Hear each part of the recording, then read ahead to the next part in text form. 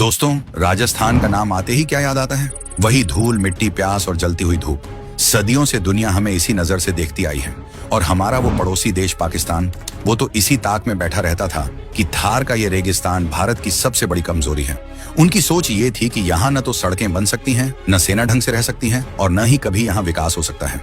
लेकिन दोस्तों, 2026 के भारत ने उनकी इस घटिया सोच को हमेशा के लिए मिट्टी में मिला दिया है। आज राजस्थान की इस रेतीली जमीन के नीचे कुछ ऐसा हुआ है जिसे देखकर दुनिया के बड़े बड़े देशों के होश उड़ गए हैं। भारत ने किसी का इंतजार नहीं किया, बल्कि खुद अपनी ताकत के दम पर 5000 किलोमीटर लंबी पाइपलाइनों का ऐसा जाल बिछा दिया है जिसे देखकर दुश्मन की रूह कांप जाए। ये सिर्फ लोहे के पाइप नहीं बिछाए गए हैं, ये समझ लो कि राजस्थान की किस्मत की नई लकीर खींच दी गई है। गुजरात के समंदर से जो पानी और तेल का खेल शुरू हुआ है, उसने राजस्थान के आखिरी बॉर्डर वाले गांव तक की किस्मत पलट दी है। ये कोई छोटी मोटी बात नहीं है, ये वो कारनामा है जो दुनिया को चीख चीख कर बता रहा है कि नया भारत क्या चीज है। तो चलिए आज इस वीडियो में पूरी पोल खोलते हैं इस मिशन 2026 की।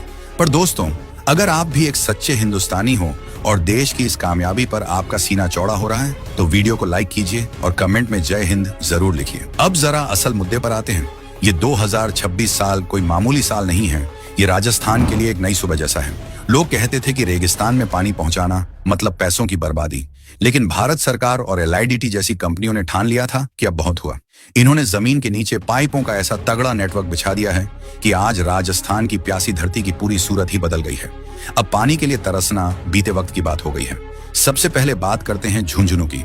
दोस्तों, यहाँ का हाल ये था कि जमीन का पानी जहर बन चुका था। फ्लोराइड इतना ज्यादा था कि लोगों की हड्डियां जवानी में ही टेढ़ी होने लगी थी। लोग लाचार थे, बीमार थे। लेकिन फिर एंट्री हुई राजस्थान ग्रामीण जल आपूर्ति परियोजना की। दोस्तों, जो आंकड़े सामने निकल कर आ रहे हैं वह काफी चौंकाने वाले हैं। मिले लेटेस्ट डाटा के अनुसार इस प्रोजेक्ट के तहत 5251 किलोमीटर लंबी पाइपलाइन बिछाई जा रही है। आपको बता दें कि यह कोई छोटी मोटी पाइपलाइन नहीं है। ये इतनी लंबी है कि अगर आप कश्मीर से कन्याकुमारी चले जाओ और वहां से वापस भी आ जाओ, तब भी यह पाइपलाइन खत्म नहीं होगी। जरा सोच कर देखिए, इतना बड़ा काम और वह भी इस तपते रेगिस्तान में यह कोई मामूली काम नहीं था। आज झुंझुनू के 2000 से ज्यादा गांवों में वो मटके वाला दौर खत्म हो चुका है। 132 गगनचुंबी टंकियां खड़ी कर दी गई हैं, जो दूर से ही भारत की कामयाबी का झंडा फहराती दिखती है। अब उन माताओं बहनों को मीलों दूर पानी के लिए नहीं भटकना पड़ता, जिनके पैरों में छाले पड़ जाते थे। आज उनके घर के नल से जब मीठा पानी आता है तो वो सिर्फ पानी नहीं होता, वो इन लोगों को मिला एक नया जीवन है। ये काम किसी चमत्कार से कम नहीं है और ये सब मुमकिन हुआ है हमारे अपने इंजीनियर्स की जिद की वजह से। पानी की बात हो गई, अब बात करते हैं उस काले सोने की जो राजस्थान को देश का सबसे अमीर राज्य बनाने वाला है। बाड़मेर में जो रिफाइनरी बन रही है वो कोई मामूली फैक्ट्री नहीं है, वो भारत का नया पावर हाउस है। लेकिन अब आप सोच रहे होंगे कि दोस्तों, रेगिस्तान के बीच में तेल कहां से आएगा? क्या वहां कुएं खोदे जाएंगे? नहीं दोस्तों, असली खेल तो पाइपलाइन का है। गुजरात के मुंद्रा पोर्ट से लेकर राजस्थान के पचपदरा तक 489 किलोमीटर लंबी एक ऐसी पाइपलाइन बिछाई गई है जो दिन रात कच्चा तेल रिफाइनरी तक पहुंचाएगी। पहले क्या होता था? ट्रकों में तेल भर भर के लाओ, जो महंगा भी पड़ता था और एक्सीडेंट का खतरा भी बना रहता था। लेकिन अब जमीन के नीचे से अरब मिक्स क्रूड साइलेंट तरीके से बहेगा। 2026 में जब ये रिफाइनरी अपनी फुल पावर में आएगी तो बाड़मेर और आसपास के इलाकों की इकोनॉमी रॉकेट की तरह भागेगी।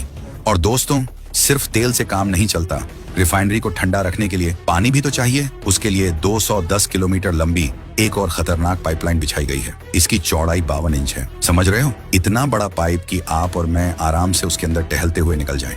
अगर ये सप्लाई एक दिन भी रुक जाए तो करोड़ों का चूना लग जाएगा। लेकिन हमारे इंजीनियर्स ने सिस्टम ऐसा बनाया है कि रुकने का तो नाम ही नहीं है। ये है आज के भारत की प्लानिंग, जो हर चुनौती को घुटने टेकने पर मजबूर कर देती है। अब जो मैं बताने जा रहा हूँ उसे सुनकर हर डिफेंस लवर का दिल बाग बाग हो जाएगा। राजस्थान का सीधा बॉर्डर पाकिस्तान से मिलता है। बाड़मेर, जैसलमेर, बीकानेर, ये वो इलाके हैं जहां हमारी सेना के बड़े बड़े बेस हैं। पहले क्या होता था? भीषण गर्मी में जवानों के लिए पानी और टैंकों के लिए डीजल पहुंचाना किसी जंग से कम नहीं था। अगर कभी युद्ध छिड़ जाए तो सप्लाई लाइन का टूटना मतलब हार तय। लेकिन अब खेल पूरी तरह पलट चुका है। इन पाइपलाइनों ने पाकिस्तान की नींद उड़ा दी है।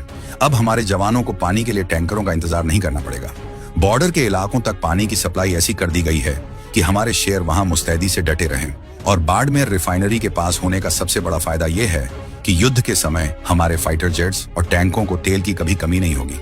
दुश्मन सोचता था कि रेगिस्तान की गर्मी हमें हरा देगी, लेकिन उसे क्या पता था कि भारत जमीन के नीचे अपनी पूरी तैयारी कर चुका है। अब चाहे कितनी भी गर्मी पड़े या कैसी भी स्थिति हो, हमारी रसद और ईंधन की सप्लाई कभी नहीं टूटेगी। ये जो इंफ्रास्ट्रक्चर तैयार हुआ है, ये युद्ध के समय भारत की सबसे बड़ी ढाल बनेगा।